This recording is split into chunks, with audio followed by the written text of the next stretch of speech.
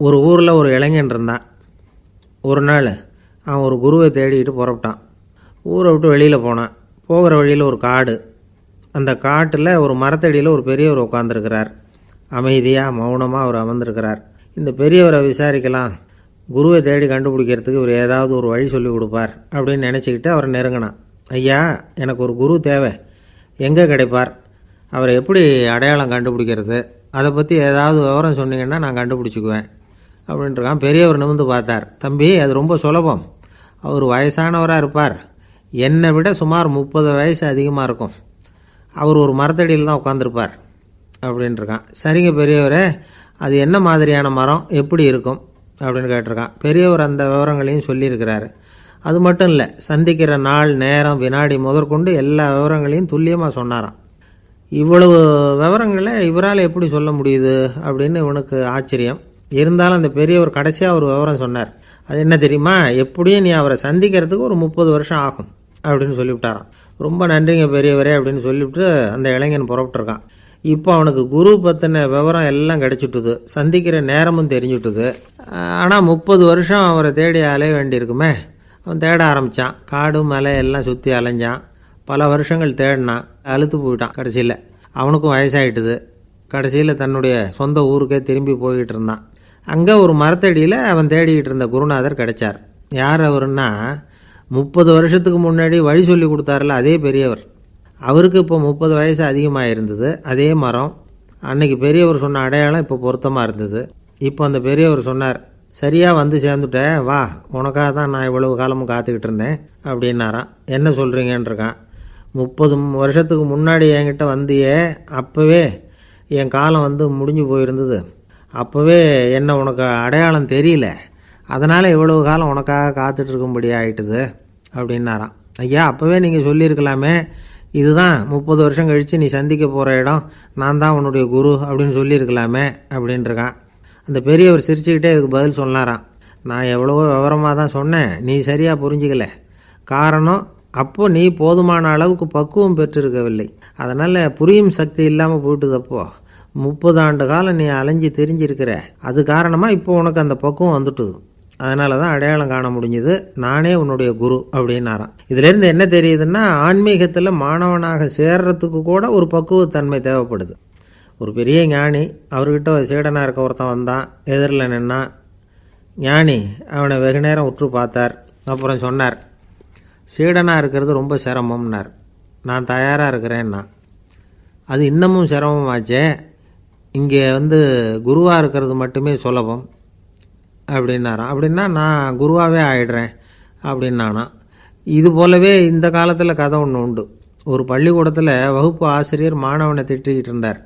டேய், நீ 100க்கு 10 மார்க்கு தான் வாங்கிக்கிட்டு இருக்க, இவ்வளவு மோசமாக நீ படித்தா கடைசியில் மாடு மேய்க்கிறது கூட லாய்க்கு இல்லாதவனா ஆகிடுவேன், அதுக்கப்புறம் என்ன செய்ய போகிறேன் அப்படின்னாராம். பையன் தலையை சொரிஞ்சிக்கிட்டே சொன்னானா, சார் அப்படின்னா ஒன்று செய்கிறேன் அப்படின்னானா. இவர் கேட்டிருக்கார், என்ன செய்ய போகிறேன்னு.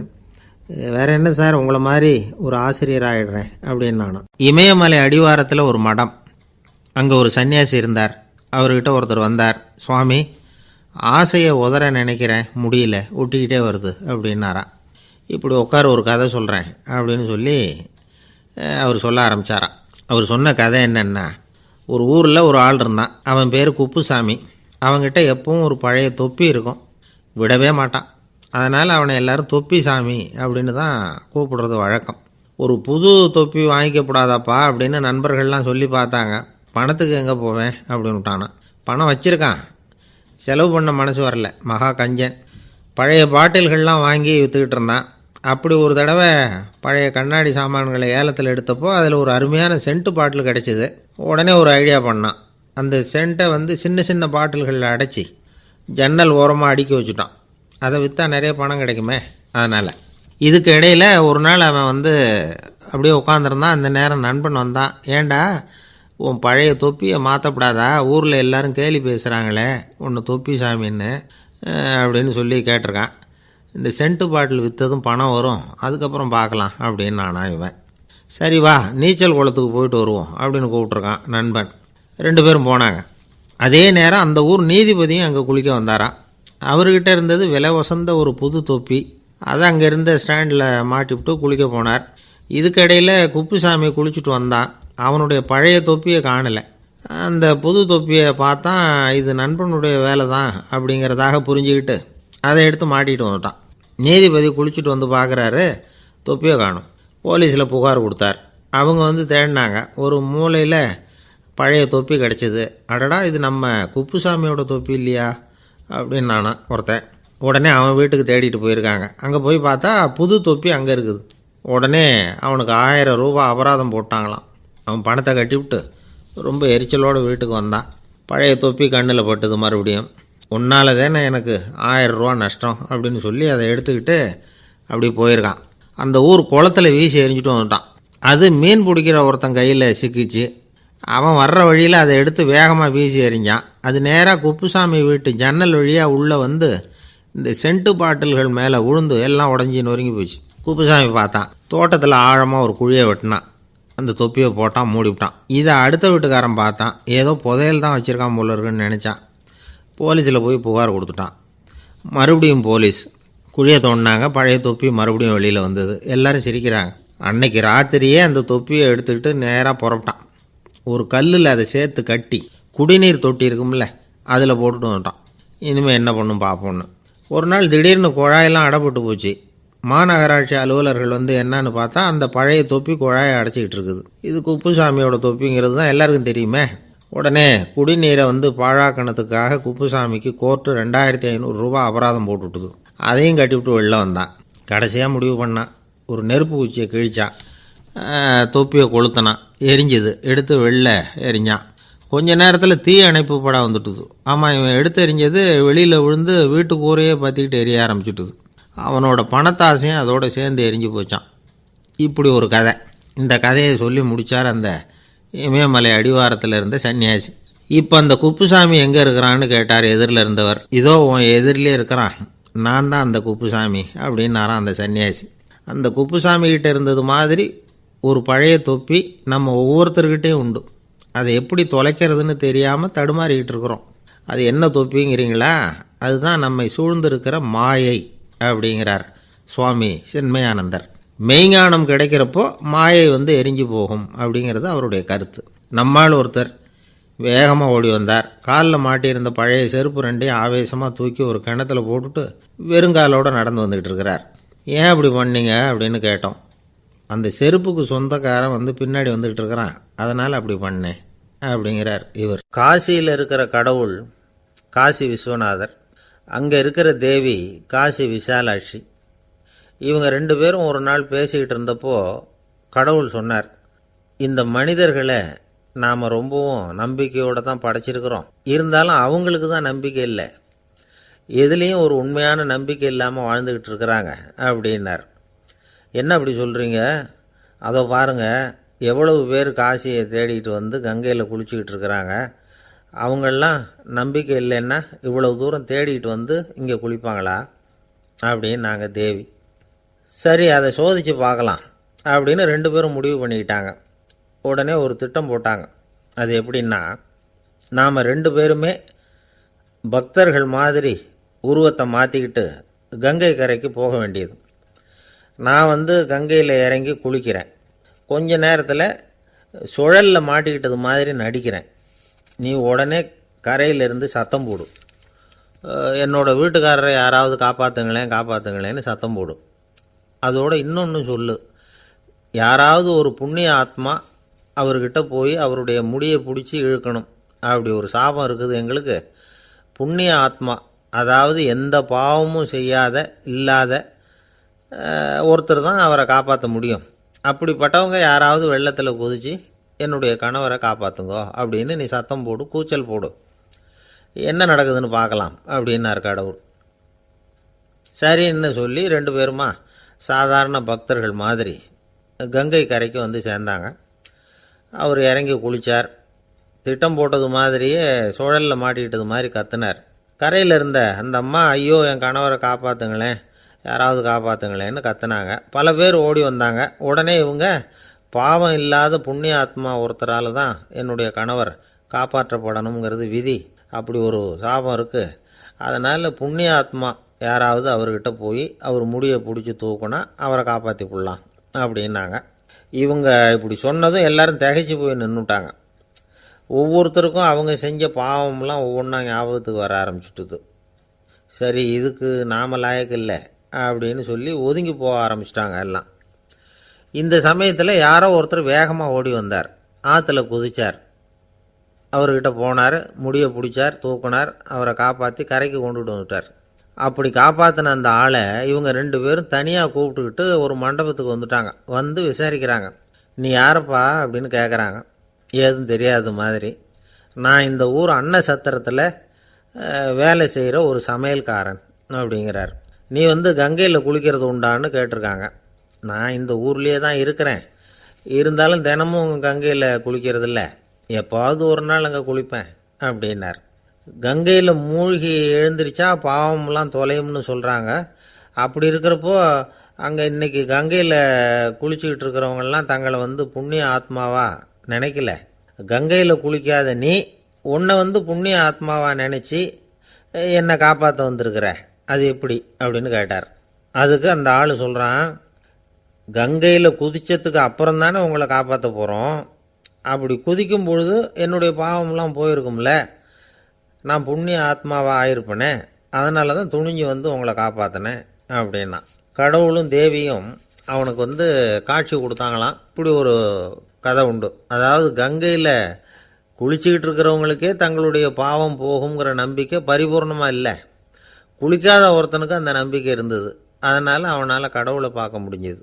கடவுளை வந்து நாமளும் பார்க்க முடியுமா முடியாதா அப்படிங்கிற குழப்பம்லாம் நமக்கு வேண்டியதில்லை. நம்பிக்கையோடு வாழணுங்கிற உண்மையை மட்டும் இந்த கதையிலேருந்து புரிஞ்சுக்கிட்டா போதும். ஏன்னா இந்த கதையை கேட்டுட்டு ஒரு நண்பன் குதர்க்கமாக ஒரு கேள்வி கேட்டான். ஏன் சார், கங்கையில் குளித்தா பாவம் போயிடும்னு சொல்கிறீங்களே, நான் எனக்கு வேண்டாத ஒருத்தனை அழைச்சிட்டு போய் கங்கையிலேயே தள்ளி விட்டுட்டு அதுக்கப்புறம் அங்கேயே முழுக்க போட்டுட்டு நான் செஞ்ச பாவத்தை வந்து அதுலேயே கழுவி விட்டுட்டு மறுபடியும் உங்ககிட்ட வந்துடுறேன்னு வச்சுக்கோங்க, நீங்கள் என்னை வந்து புண்ணிய ஆத்மான்னு ஏற்றுக்குவீங்களா அப்படிங்கிறான். ஆள் கொஞ்சம் ஆசைந்தான், நம்மளே அங்கே அழைச்சிட்டு போனாலும் போயிடுவான். வாழ்க்கையில் சில சந்தர்ப்பங்களில் நாம் வந்து சில அவமானங்களை சந்திச்சே தீர வேண்டியிருக்கு. என்ன பண்ணுறது, காலம் அப்படி. அவமானப்படுறவங்க உடனே அடங்கி போய்டுறது தான் உலக வழக்கம். அவமானப்பட்டால் உடனே சீறி எழறவங்களும் உண்டு. ஆனால் அதையே ஒரு சவாலாக எடுத்துக்கிட்டு முன்னுக்கு வர்றவங்களும் சில பேர் இருக்கிறாங்க. அவங்க ரொம்ப அபூர்வம். இன்றைக்கி மனோதத்துவ நிபுணர்கள்லாம் என்ன சொல்கிறாங்க தெரியுமா? அவமானப்பட்டுட்டா உடனே அடங்கி போயிடக்கூடாதான், அதையே ஒரு சவாலாக எடுத்துக்கிட்டு மனசில் ஒரு வைராக்கியத்தோடு முயற்சி பண்ணினா வாழ்க்கையில் எல்லாரும் முன்னேறலாமா. அவமானங்கிறத நாம் வந்து வைராக்கியமாக மாற்றிக்கணும், அதுதான் வெற்றிக்கு வழி. ராமர் வந்து இந்த பூமியில் பிறந்ததே ஒரு வைராக்கியத்தினால தான் சார் அப்படின்னார் ஒருத்தர். எப்படிங்க அது அப்படின்னு கேட்டேன். அவர் சொன்னார், தசரதருக்கு ராமர் வந்து குழந்தையாக வந்து பிறக்கணும், அப்போ தான் இங்கே இருக்கிற கஷ்டங்கள்லாம் நீங்கும் அப்படின்னு சர்வ லோகமும் எதிர்பார்த்துக்கிட்டு இருக்குது. ஆனால் அவர் எப்போ வந்து பிறப்பார் அப்படின்னு யாருக்கும் தெரியல. அந்த காரியம் சீக்கிரம் நடக்கணுமே, அதுக்கு என்ன பண்ணுறது? நாரதர் வந்தார் ஒரு நாள் தசரதரை தேடி. தசரதா, உனக்கு ஒரு செய்தி தெரியுமான்னு ஆரம்பித்தார். அவர் எப்பவும் இப்படித்தானே ஆரம்பிக்கிறது வழக்கம். என்ன விஷயம்னு கேட்டார் தசரதர். தசரதா, நீ அடிக்கடி உன்னோட தேரில் ஏறிக்கிட்டு தேவலோகத்துக்கு போகிற, அங்கே போகிற வர்ற எல்லாம் பண்ணிகிட்ருக்க, எல்லாம் சரி. தேவலோகத்துலேயும் உன்னை நல்லபடியாக தான் வரவேற்கிறாங்க. தேவேந்திரன் உன்னை பிரியமாக அழைச்சிட்டு போய் தன்னுடைய அரியாசனத்திலேயே தனக்கு பக்கத்திலேயே உட்கார வைக்கிறான். நீயும் சந்தோஷமாக உட்காந்து பேசிவிட்டு வந்துடுற. ஆனால் நீ இங்கே வந்ததுக்கு அப்புறம் அங்கே என்ன நடக்குது தெரியுமா உனக்கு அப்படின்னாரான் நாரதர். என்ன நடக்குது எனக்கு ஒன்றும் தெரியலையே அப்படின்னாரான் தசரதர். நாரதர்கிட்ட வந்து கிட்டத்தில் வந்து கேட்டிருக்கார், கொஞ்சம் சொல்லுங்கள் என்னது அப்படின்னு. அவர் நெருங்கி வந்தாரான் நாரதரும். மெதுவாக அவர் காதோட காதாக சொன்னாராம். அதாவது நம்ம பாஷையில் சொல்லப்போனால் பற்ற வைக்கிறார். நீ அங்கே தேவேந்திரங்கிட்ட உட்காந்து பேசிவிட்டு வந்த பிறகு நீ அங்கே உட்காந்துருந்த அரியாசனத்தை தண்ணி ஊற்றி கழுவி சுத்தப்படுத்துகிறாங்க. நீ என்ன அந்த அளவுக்கு சுத்தம் இல்லாத ஆளா, தினம் குளிக்காமையாக இருக்கிற அப்படின்னாராம். தசரதருக்கு இது ரொம்ப அவமானமாக போயிட்டுது. அப்படியே செய்கிறாங்க அப்படின்னாராம். ஆமாம், நீ வேணும்னா நான் சொல்கிறது உண்மையா இல்லையா அப்படின்னு சோதனை பண்ணி பார்த்துக்கோ அப்படின்னாரான் நாரதர். உடனே தசரதர் இதுக்காகவே புறப்பட்டு தேவலோகம் போனார். அங்கே வழக்கம் போலவே இவரை கூப்பிட்டு உட்கார வச்சு பேசிக்கிட்டு இருந்தான் தேவேந்திரன். கொஞ்ச நேரம் பேசிக்கிட்டு இருந்துட்டு சரி நான் கிளம்புறேன்னு புறப்பட்டார். சரி அவனும் வாசல் வரைக்கும் வந்து வழி அனுப்பி வச்சுட்டு உள்ளே போயிட்டான். தசரதர் வெளியில் கொஞ்சம் நேரம் மறைஞ்சி இருந்துட்டு மெதுவாக உள்ளே எட்டி பார்த்தார் என்ன நடக்குதுன்னு. நாரதர் சொன்னது உண்மைதான். தசரதர் உட்காந்துருந்த ஆசனத்தை அங்கே 2 தேவர்கள் கழுவி சுத்தப்படுத்திக்கிட்டு இருக்கிறாங்க. தசரதரால் இதை தாங்கிக்க முடியல. அவருக்கு ரொம்ப அவமானமாக போச்சு. நேராக கிடுகிடுன்னு தேவேந்திரங்கிட்டே போனார். நான் உட்காந்துருந்த இருக்கையை சுத்தம் பண்ணுறியே, நான் என்ன அந்த அளவுக்கு பாவியா அப்படின்னு கேட்டார். ரொம்ப கோபமாக கேட்டார். தசரதரே, மனுஷனுக்கு 3 கடன்கள் உண்டு. தேவ கடன், ரிஷி கடன், பித்ரு கடன். இதை தீர்க்காதவன் பாவியாகிறான். இதில் மகனை பெறுவதால் தான் பித்ரு கடன் தீரும். உனக்கு மகன் கிடையாது, அதனால் நீ பாவியாகிற. பாவி உட்காந்துருந்த இடம்ங்கிறதுனால அதை சுத்தம் செய்ய வேண்டியது எங்கள் கடமை அப்படின்னு நானான் தேவேந்திரன். இந்த இடத்துல தசரதருக்கு ஏற்பட்ட அவமானம் ஒரு வைராக்கியமாக மாறிச்சு. தேவேந்திரனே கேட்டுக்கோ, ஒரு மகனை பெற்ற பிறகு தான் இந்த சபையில் மறுபடியும் அடி எடுத்து வைப்பேன் அப்படின்னு சொல்லிவிட்டு போயிட்டாரான். போய் புத்திர காமேஷ்டி யாகம் பண்ணார். புத்திரர்கள் பிறந்தார்கள். இந்த கதையில் உள்ள கருத்து என்னென்னா, தேவேந்திரன் தசரதரை அப்படி அவமானப்படுத்தலைன்னா அவருக்கு இப்படி ஒரு வைராக்கியம் பிறந்திருக்குமா யோசித்து பார்க்கணும். நமக்கு ஏற்படுகிற சில அவமானங்களையும் வைராக்கியமாக மாற்றிக்குவோம். அப்படி மாற்றிக்கிட்டோம்னா வாழ்க்கையில் முன்னேறலாம். நம்ம ஆளுங்க சில பேர் அவமானத்தை வைராக்கியமாக மாற்றிக்கிறது எப்படி தெரியுமா? நம்மக்கிட்ட ஒரு பையன் சொன்னான், எங்கள் அப்பா என்னை எல்லாருக்கும் முன்னாடி வச்சு திட்டிவிட்டார், பொறுப்பு இல்லாமல் ஊர் சுற்றுறேன்னு சொல்லி அவமானப்படுத்தி விட்டார். இனிமேல் நீ என் முகத்திலேயே முழிக்காதரா போடான்னு வேற சொல்லிவிட்டார். எனக்கு ரோஷம் வந்துட்டுது. அந்த அவமானத்தை வைராக்கியமாக மாற்றிக்கிட்டேன். அன்னையிலேருந்து அவர் முகத்திலேயே முழிக்கிறதில்ல அப்படின்னா. அப்படியான்னு கேட்டோம். ஆமாங்க, அவர் வீட்டில் இல்லாத நேரமாக பார்த்து உள்ள சமையல் கட்டுக்கு போய் சாப்பிட்டுட்டு நைஸாக வெளியில் வந்துடுவேன் அப்படிங்கிறான் அவன். ஜவஹர்லால் நேரு பிரதமராக இருந்த சமயம் அவர் ஒரு தடவை சென்னைக்கு வந்திருக்கிறார். இங்கே சில முக்கிய நிகழ்ச்சிகளில் கலந்துக்கிறதுக்காக வந்திருந்தார். ஆளுநர் மாளிகையில் ஒரு நாள் ராத்திரி தங்கி மறுநாள் புதுடெல்லி புறப்படுறதாக ஏற்பாடு. நிகழ்ச்சியிலெல்லாம் முடிச்சுக்கிட்டு ஆளுநர் மாளிகையில் தங்கியிருக்கிறார். அன்றைக்கு இரவு படிக்கிறதுக்கு ஒரு முக்கியமான புத்தகம் அவருக்கு தேவைப்பட்டது. அந்த சமயத்தில் உலக அளவில் ஒரு முக்கியமான பொருளாதாரம் சம்பந்தமான ஒரு புத்தகம் வெளியாகி இருக்கிற விஷயம் அவருக்கு தெரியும். அந்த புத்தகம் மெட்ராஸுக்கு வந்திருக்குமா, அது இங்கே கிடைக்குமா அப்படின்னு விசாரிச்சிருக்கிறார் நேருஜி. அவர் இப்படி கேட்ட உடனே அங்கே இருந்தவங்கெல்லாம் ரொம்ப பரபரப்பாக செயல்பட ஆரம்பிச்சுட்டாங்க. முக்கியமான இடங்கள்ல எல்லாம் விசாரிச்சிருக்கிறாங்க அந்த புத்தகம் உங்ககிட்ட இருக்கான்னு. சென்னையில் உள்ள கன்னிமாரா நூல் நிலையத்துக்கு எப்படியும் அந்த புத்தகம் வந்திருக்கணும் அப்படின்னு ஒரு நம்பிக்கை. அங்கே விசாரித்தாங்க. அந்த புத்தகம் 2 நாளைக்கு முன்னாடி தான் அங்கே வந்திருக்குது அப்படிங்கிற விஷயம் தெரிஞ்சுது. உடனே எல்லோரும் அங்கே ஓடினாங்க. அவங்களுக்கு இன்னொரு சந்தேகம், புத்தகம் வந்திருக்கு சரி, அது இந்த சமயத்தில் வேறு யாரும் படிக்கிறதுக்கு எடுத்துகிட்டு போயிருக்கக்கூடாதே அப்படிங்கிற சந்தேகம் இருந்தாலும் மனசுக்குள்ளே ஒரு தைரியம். இப்படி ஒரு புத்தகம் வெளிவந்திருக்கிற விஷயமே நேருஜி சொல்லி தான் நமக்கே தெரியும். அதுவும் இல்லாமல் உலக பொருளாதாரம் சம்பந்தமான ஏதோ ஒரு புத்தகம் அது. அதை போய் இந்த நேரத்தில் அவ்வளவு ஆர்வமாக யார் எடுத்துகிட்டு போயிட போகிறாங்க அப்படிங்கிற தைரியம். இந்த தைரியத்தோடு அந்த நூல் நிலையத்துக்கு ஓடினாங்க. புத்தகத்தை தேடினா அது கிடைக்கல. யாரோ எடுத்துகிட்டு போயிருக்கிறாங்க. நேருவுக்கு மட்டுமே தெரிஞ்சிருந்த அந்த புத்தகம் பற்றின விஷயம் சென்னையில் வேற ஒருத்தருக்கும் தெரிஞ்சிருக்குது. உடனே எல்லாரும் பரபரப்பாக அதுக்குன்னு இருக்கிற ரிஜிஸ்டர் இருக்குல்ல, பதிவேடு, அதை புரட்டி பார்க்குறாங்க யார் எடுத்துகிட்டு போகிறாங்கன்னு தெரிஞ்சுக்கிறதுக்காக. எடுத்துகிட்டு போனவங்க அதில் கையெழுத்து போட்டிருப்பாங்கல்ல, அதை பார்த்து யாருன்னு தெரிஞ்சுக்கலாம் அப்படிங்கிறதுக்காக தான் அதை புரட்டுறாங்க. அதோ அந்த புத்தகத்தோட பேர் பக்கத்தில் அதை எடுத்துக்கிட்டு போனவங்க கையெழுத்து உத்து பார்க்குறாங்க எல்லாரும். அதில் போட்டிருக்குது பேர் CN அண்ணாதுரை அப்படின்னு எழுதியிருந்தது. அவர் தான் பேரறிஞர் அண்ணா. நேரு படிக்க விரும்பின ஒரு புத்தகத்தை அதே நேரம் படிக்க விரும்பின இன்னொரு தலைவர் இவர். படிக்கிறதுல அவருக்கு இருந்த ஆர்வத்தை நாம் தெரிஞ்சுக்கணும்னா அதுக்கு எவ்வளவோ சம்பவங்கள் இருக்குது. கடைசி காலத்தில் அவர் அடையாறு மருத்துவமனையில் படுத்திருக்கிறார். அவருக்கு ஒரு முக்கியமான அறுவை சிகிச்சை செய்ய வேண்டியிருக்குது அவசரமாக. அமெரிக்காவிலேருந்து டாக்டர் மில்லர் வந்திருக்கிறார். அவர்கிட்ட கேட்குறார், டாக்டர் நாளைக்கே அறுவை சிகிச்சை செய்ய போகிறீங்களா அப்படின்னு. ஆமாங்கிறார் டாக்டர் மில்லர். நாளைக்கு மறுநாள் செஞ்சுக்கிறேனே அப்படின்னாரான் அண்ணா. ஏன் ஏதாவது நாள் பார்க்குறீங்களான்னு கேட்டிருக்கார். இல்லை, ஒரு புத்தகத்தை படிச்சுக்கிட்டு இருக்கிறேன், அதை நாளைக்குள்ளே முடிச்சிருவேன், அதுக்கப்புறம் நான் இறந்தாலும் கவலை இல்லை அப்படின்னாரான் இவர். அவர் தான் அறிஞர் அண்ணா. சங்ககால நூல்கள்லேருந்து சமீபத்தில் வந்த நூல்கள் வரைக்கும் எல்லாம் அவர் படிச்சிருக்கிறார். ஒரு திருமண விழாவில் அவர் பேசும்பொழுது சொன்ன விஷயம் இது. சங்க காலத்தில் காதலியை மணக்க விரும்புகிறவனுக்கு அவனுடைய தந்தை வீர சோதனைகள்லாம் வைப்பார். போய் புலிப்பல் கொண்டுக்கிட்டு வா, அப்போ தான் என் பொண்ணை கொடுப்பேன் அப்படின்னு சொல்லுவார். காதலன் உடனே காட்டுக்கு போவான், ஒரு புலியை கொன்று அதனுடைய பல்லை கொண்டுக்கிட்டு வருவான். அதை வீர பதக்கத்தில் பதிச்சு அவனுக்கு மாமனார் சூட்டுவார் கல்யாண சமயத்தில்.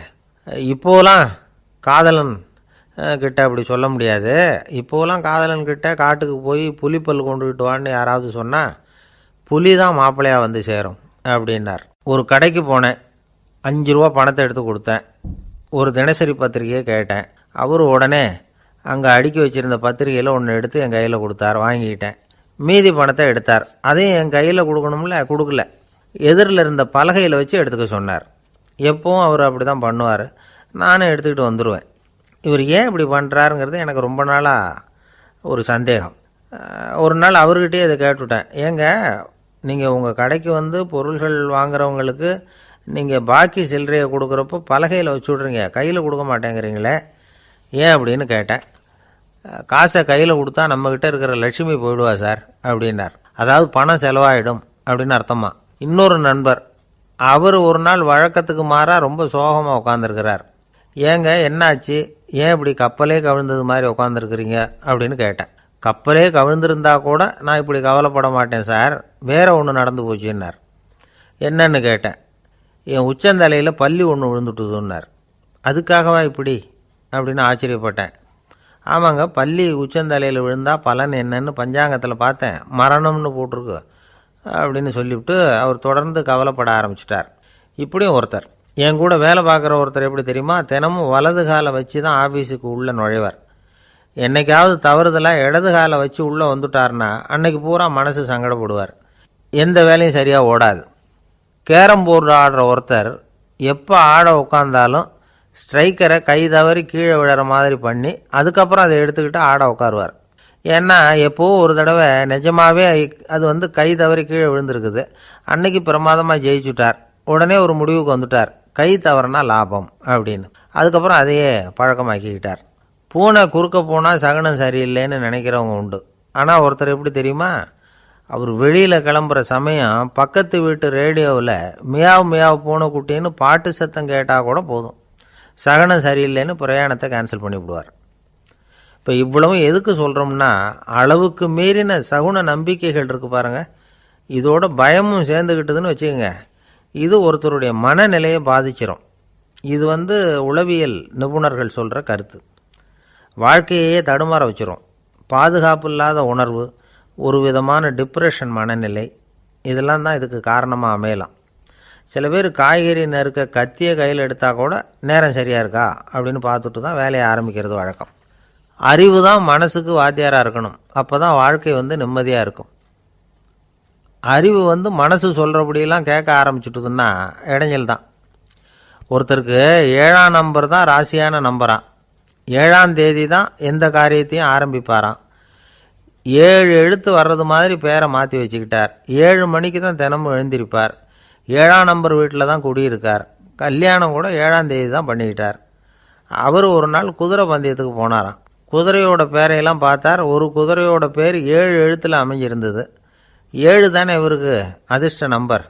அதனால் உடனே அது பேரில் பணத்தை கட்டினார். பந்தயம் நடந்தது. என்ன சார் ஆச்சுன்னு கேட்டாங்க. நான் பணம் கட்டின அந்த என்னோட குதிரை 7ஆவதாக சேர்ந்தது சார் அப்படின்னாராம் சோகமாக. ஒரு விவசாயி விதைக்கிறதுக்காக வயல்வெளி பக்கம் போகிறார். விதைகளை அள்ளி வீசினார்.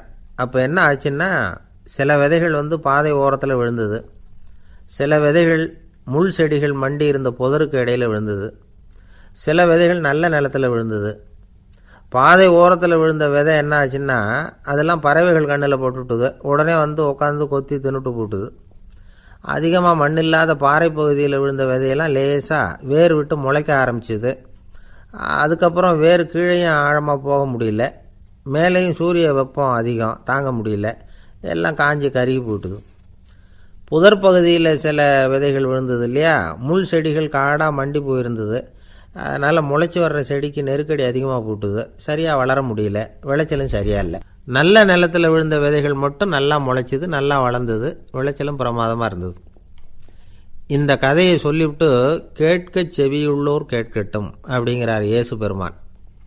ஆமாம், இயேசு கடலில் நின்ற படகு ஒன்றில் உட்காந்துருக்கிறார். கடற்கரையில் ஏராளமான மக்கள் உட்காந்துருக்கிறாங்க. அந்த சமயத்தில் தான் இயேசு ஓமைகள் மூலமாக மக்களுக்கு பல உண்மைகளை சொல்லிகிட்டு இருக்கிறார். மக்கள் அந்த கதையை கேட்டுட்டு ஒன்றும் புரியாமல் முழிக்கிறாங்க. அதை கவனித்த இயேசு அந்த ஓமையை விளக்க ஆரம்பித்தார். இதில் அந்த விதைக்கிறவர் தான் இறைவன். அவருடைய வார்த்தைகளை விதைக்கிறார்.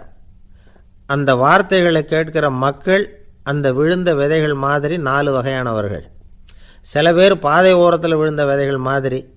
இறைவன் வார்த்தைகளை அவங்க கேட்குறாங்க, ஆனால் தீய எண்ணங்கள் செய்கைகள் மூலமாக விதைக்கப்பட்ட வார்த்தைகள் அழிஞ்சு போடுது. இறைவன் வார்த்தைகளை கேட்ட உடனே மகிழ்ந்து போய் உடனே சில பேர் அதை ஏற்றுக்கிறாங்க. இவங்கெல்லாம் அந்த பாறை பகுதியில் விழுந்த விதைகள் மாதிரி. அதனால் இவங்கெல்லாம் வேறு இல்லாதவங்க. கொஞ்ச காலத்துக்கு இறை வார்த்தைகளுக்கு கீழ்ப்படிந்து நடப்பாங்க. அதனால் ஏதாவது இடைஞ்சல் ஏற்பட்டால் உடனே தடுமாறுவாங்க. தங்கள்கிட்ட இருக்கிற நல்ல பண்புகளை விட்டுட்டு பாவ வழிகளுக்கு போயிடுவாங்க. முள் செடிகளுக்கு இடையில் விழுந்த விதைகள் மாதிரி உள்ளவங்க யாருன்னா, இவங்களுக்கு உலக கவலை உண்டு, செல்வத்தின் மீது மயக்கம் உடையவர்கள். உலக ஆசைகள் இவங்களுக்குள்ளே பூந்துடுறதுனால அங்கே இருக்கிற நல்ல பண்புகள் மறைஞ்சு போயிடுது. அதனால் அவங்களும் உபயோகம் இல்லாதவங்களாக ஆயிடுறாங்க. நல்ல மனிதர்கள் நல்ல நிலத்தில் விழுந்த விதைகளுக்கு ஒப்பானவர்கள். இவங்க இறை வார்த்தையை கேட்குறாங்க, அதை ஏற்றுக்கிறாங்க, அவங்களும் நல்லபடியாக வாழுறாங்க, அடுத்தவங்களுக்கும் உபயோகமாக இருப்பாங்க. இதுதான் இயேசு சொன்ன விளக்கம். நல்ல வார்த்தைகளை கேளுங்கள், நல்ல வார்த்தைகளை ஏற்றுக்கொள்ளுங்கள், அடுத்தவங்களுக்கு உபயோகமாக இருங்க. இதுதான் பெரியவங்கள்லாம் நமக்கு சொல்லுகிற உபதேசம். ஒரு அப்பா தன்னுடைய மகனுக்கு உபதேசம் பண்ணார். இதை பாருப்பா, நல்ல வார்த்தைகளை கேட்கணும், எப்போதுமே மகன் அப்பா பேச்சை கேட்கறது நல்லது அப்படின்னாராம். நீ ஏதாவது ஒரு தப்பு பண்ணால் என் தலையில் ஒரு முடி நரைச்சி வெள்ளையாக போடும்பா, நீ செய்கிற ஒவ்வொரு தப்புக்கும் என் தலையில் ஒவ்வொரு முடி வெள்ளையாயிடும் அப்படின்னாராம். பையன் யோசித்தான், அப்பா இப்போ தான் எனக்கு புரியுது, தாத்தாவோட தலைமுடி பூராவும் வெள்ளையாக இருக்கிறதுக்கு என்ன காரணம்ங்கிறது எனக்கு இப்போ தான் புரியுது அப்படின்னானா. ஒரு ஊரில் ஒரு ராஜா இருந்தார். அவர் ஒரு பூனை வளர்த்தார். ரொம்ப செல்லமாக அவர் அந்த பூனையை வளர்த்தார். அவர் என்ன பண்ணுவார் தெரியுமா, இரவு நேரத்தில் அந்த பூனையோட தலையில் ஒரு விளக்கை வச்சுருவார். அந்த பூனை ரொம்ப ஜாக்கிரதையாக அந்த விளக்கு கீழே விழுந்துடாமல் பார்த்துக்கும். தலையை ஆட்டாமல் ரொம்ப நிதானமாக ராஜா பின்னாடி நடந்து போய்கிட்டே இருக்கும்.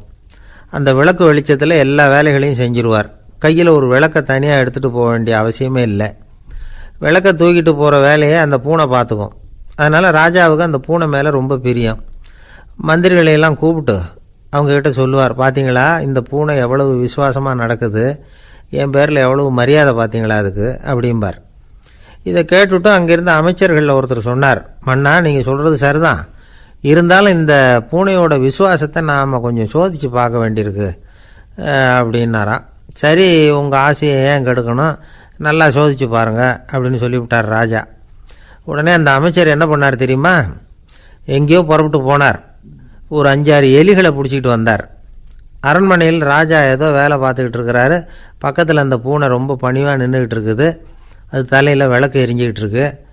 அமைச்சர் தான் பிடிச்சிக்கிட்டு வந்த எலிகளை அந்த பூனை பார்வையில் படுறது மாதிரி எதிரில் விட்டார். அந்த எலிகள்லாம் அங்கேயும் இங்கேயும் ஓட ஆரம்பிச்சிது. அதை பார்த்தது பூனை. அவ்வளவுதான். தலையில் இருக்கிற விளக்கை பற்றியும் கவலைப்படலை, ராஜாவை பற்றியும் கவலைப்படல. ஒரே பாய்ச்சலாக பாஞ்சு எலிகளை துரத்த ஆரம்பிச்சுட்டுது. தலையில் இருந்த விளக்கு எங்கேயோ போய் விழுந்தது, அணைஞ்சு போச்சு. இருட்டில் ராஜா தடுமாற ஆரம்பிச்சுட்டார். இந்த சமயத்தில் அந்த அமைச்சர் மறுபடியும் விளக்கை ஏற்றினார். வெளிச்சம் வந்தது. அதுக்கப்புறம் அந்த அமைச்சர் பேசினார், அரசே, பூனையோட விசுவாசத்தை பார்த்தீங்களா, எலி அது கண்ணில் படுற வரைக்கும் தான் விசுவாசமாக இருந்தது. அது மாதிரி எலியை பார்த்ததும் எல்லாத்தையும் விட்டுட்டு அதை துரத்த ஆரம்பிச்சுட்டு பார்த்தீங்களா. தான் அந்த பூனையை பற்றி நினச்சது தப்புங்கிறது அதுக்கப்புறம் தான் அந்த ராஜாவுக்கு புரிஞ்சுதான். சரி, இப்போ எதுக்கு இந்த கதையெல்லாம் அப்படிங்கிறீங்களா, இந்த பூனை மாதிரி தான் நம்ம மனசும். மனசை எவ்வளவு தான் பயிற்சி கொடுத்து பக்குவமாக வச்சுருந்தாலும் பார்க்குறதுக்கு பரமசாது மாதிரி தான் இருக்கும். பார்க்க வேண்டியதை பார்த்துட்டுதுன்னா பாஞ்சிரும். இந்த பூனை மாதிரி புலன் இன்ப பொருள்கள் கிட்டாத வரைக்கும் மனம் அடங்கி இருக்கிறது மாதிரி தான் தெரியும். கொஞ்சம் வாய்ப்பு கிடைச்சாலும் அது குதிக்க ஆரம்பிச்சிரும், தப்பு பண்ண ஆரம்பிச்சிரும். பெரிய பெரிய முனிவர்கள் வாழ்க்கையில் நடந்த வீழ்ச்சி இதை தான் நிரூபிக்குது. புலன்களின் ஆற்றல் அதிகம், அதனால் மனக்கட்டுப்பாடு பயிற்சிகளில் ரொம்ப எச்சரிக்கையாக இருக்கணுங்கிறார் சுவாமி சிவானந்தர். மது பழக்கத்தையே விட்டுவிட்டேன்னு உறுதியாக இருப்பான். கடை கண்ணில் பட்டுவிட்டதுன்னா கால் அவனை கேட்காமலே இழுத்துக்கிட்டு உள்ளே போயிடும். இதுதான் மனசுங்கிறது.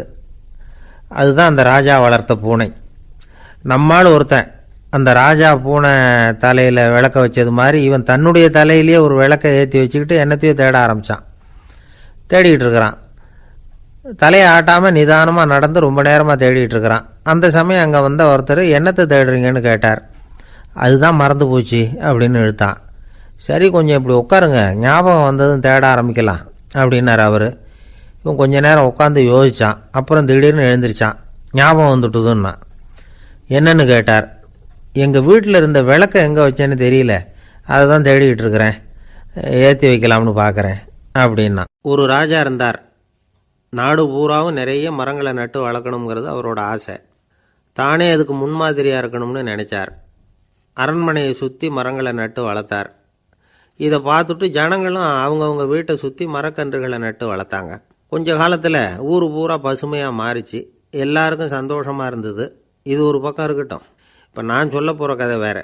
அதாவது அந்த ராஜா ஒரு நாள் தன்னுடைய அரண்மனையை சுற்றி இருக்கிற விதவிதமான மரங்களை எல்லாம் போய் பார்த்தார். எப்படி இருக்கிறீங்க அப்படின்னு ஒவ்வொரு மரத்துக்கிட்டையும் விசாரிச்சாராம். எந்த மரமும் சந்தோஷமாக இருக்கிறதா தெரியல. அதுக்கும் மனசில் ஒரு குறை. முதல்ல ஆலமரத்துக்கிட்ட போனார். அது சொல்லிச்சு, மண்ணா, நான் நல்லா பெருசாக வளர்ந்துருக்கிறேன், அடர்த்தியாக இருக்கிறேன், கிளையெல்லாம் 4 பக்கமும் நல்லா படர்ந்து தான் இருக்குது, இருந்தாலும் எந்த பிரயோஜனமும் இருக்கிறதா தெரியல எனக்கு. என்னுடைய பழம்லாம் ரொம்ப சின்னதாக இருக்குது, என் கண்ணுக்கு சரியாக புறப்பட மாட்டேங்குது. நான் இருக்கிற சைஸுக்கு என்னுடைய கிளையில் இருக்கிற பழம்லாம் எவ்வளோ பெருசாக இருக்கணும், அது இத்தினூண்டு இருக்கிறது எனக்கு பெரிய அவமானமாக இருக்குது. இப்படி இங்கே நின்றுக்கிட்டு இருக்கிறதே ரொம்ப கூச்சமாக இருக்குது. ஒரு நல்ல புயல் வந்ததுன்னா பேசாமல் சாஞ்சு விடலாமான்னு பார்க்குறேன் அப்படின்னு புலம்புது ஆலமரம். சரி இருக்கட்டும்னு நினச்சிக்கிட்டு ராஜா அடுத்தபடியாக ஒரு அத்தி மரத்துக்கிட்ட போனார். அதுவும் புலம்ப ஆரம்பிச்சுட்டுது. நான் கூட பெரிய மரம் தான், இல்லை இலையெல்லாம் அழகாக தான் இருக்குது, பழம் அழகாக இருக்குது, இருந்தாலும் உள்ள விஷயம் இல்லையே, அத்தி பழத்தை புட்டு பார்த்தா அத்தனையும் சொத்தை அப்படின்னு பழமொழியே உண்டாயிட்டுதே, இப்படி ஒரு கெட்ட பேரோடு நான் இருக்கணுமா அப்படின்னு புலம்புது அது. சரி இது இருக்கட்டும் அப்படின்னு சொல்லி அடுத்தபடியாக வேப்ப மரத்துக்கிட்ட போனார். அது தன்னுடைய வேதனையை வெளியிட்டது. எனக்கு எவ்வளவோ மருத்துவ குணங்கள்லாம் இருக்கிறதா சொல்லிக்கிறாங்க, இருந்தாலும் என்ன பிரயோஜனம், என்னுடைய பழத்தை மனிதர்கள் யாரும் விரும்பி சாப்பிட்றது இல்லையே அப்படின்னுது. ராஜா அடுத்தாப்புல இருந்து ஒரு பனை மரத்துக்கிட்ட போனார். நான் நல்லா உயரமாக தான் வளர்ந்துருக்கிறேன், மற்ற மரங்கள்லாம் என்னை அண்ணாந்து தான் பார்க்கணும், இருந்தாலும் என்கிட்ட நிழலுக்காக யாரும் ஒதுங்கிறது இல்லையே அப்படின்னுது. என்ன இது எல்லா மரமும் இப்படி திருப்தி இல்லாமல் இருந்துக்கிட்டு இருக்குதே அப்படின்னு நினச்சிக்கிட்டே ராஜா அடுத்தபடியாக அங்கே இருந்த ஒரு பைன் மரத்துக்கிட்ட போனார். அழகாக உயரமாக பசுமையாக தான் இருந்தது, ஆனால் பழமோ பூவோ கிடையாது. அதை நினச்சி அது வருத்தப்பட்டுக்கிட்டு இருக்குது. ஓக் மரம் அது ஒன்று நின்றுட்டு இருந்தது. அது என்ன சொல்லிச்சுன்னா, இலை உதிர் காலத்தில் என் மேலே இருக்கிற எல்லா இலைகளும் உதிர்ந்து போடுது, முடி கொட்டின மனிதர்கள் மாதிரி மொட்டையாக நான் நிற்க வேண்டியிருக்குது, என்ன வாழ்க்கை இது அப்படின்னு சொல்லி அழுத்துக்கிட்டது. சரி புளிய மரம் என்ன சொல்லுது பார்ப்போம்னு அதுக்கிட்ட போனால், என்னுடைய நிழலில் யாருமே தங்க மாட்டாங்க, உடம்புக்கு சூடுன்னு ஒதுங்கி போயிடுவாங்க, அடிமரத்தை பார்த்தீங்கன்னா பட்டையெல்லாம் உறிஞ்சி பார்க்குறதுக்கே கேவலமாக இருப்பேன் அப்படின்னுது அது. முருங்கை மரம் என்ன சொல்லிச்சு தெரியுமா, என்னுடைய இலை காயெல்லாம் சாப்பிட்றவங்களுக்கு சத்து கொடுக்கறது வாசவம்தான், ஆனால் என் உடம்புல சத்தே கிடையாது, கொஞ்சம் வேகமாக காற்று அடிச்சதுன்னா முறிஞ்சி விழுந்துடுறேன், என்ன வாழ்க்கை இது அப்படின்னு சொல்லி அது வருத்தப்பட்டது. ராஜா யோசனை பண்ணார், என்ன இது மரங்கள் பூமியின் வரங்கள்னு சொல்கிறோம், மழை பெய்யறதுக்கு அதுதான் காரணம், பூமி செழிப்பாக இருக்கிறதுக்கும் அதுதான் காரணம், வீடு கட்டுறதுக்கு மரம், நாற்காலி செய்ய உபயோகப்படுத்துறதுக்கும் அதுதான் உபயோகப்படுது, மனுஷனுக்கு வேண்டிய ஆகாரங்களையும் கொடுக்குது, இப்படிலாம் இருந்தும் எல்லா மரமும் நிம்மதி இல்லாமல் இருந்துக்கிட்டு இருக்குதே அப்படின்னு நினச்சார். அப்போது அங்கே இருந்த ஒரு மகிழ மரம் அவர் கண்ணில் பட்டுது. அந்த மரம் மட்டும் கொஞ்சம் நிம்மதியாக மகிழ்ச்சியாக இருக்கிறது மாதிரி தெரிஞ்சுது. உடனே ராஜா அதுக்கிட்ட போனார். உனக்கு மனசில் எதுவும் குறை இல்லையான்னு கேட்டார். இல்லை, நான் சந்தோஷமாக தான் இருக்கேன்னு அந்த மகிழ மரம். அப்படியான்னு ஆச்சரியமாக கேட்டார் ராஜா. ஆமாம் அண்ணா, இந்த இடத்துல நீங்கள் ஒரு முருங்கை மரத்தையோ வேப்ப மரத்தையோ கூட நட்டிருக்கலாம், ஆனால் இந்த இடத்துல நடுறதுக்கு என்ன தேர்ந்தெடுத்துருக்குறீங்க, அதுவே எனக்கு பெருமை, அதுவே எனக்கு திருப்தி அப்படின்னு தான் மகிழ மரம்.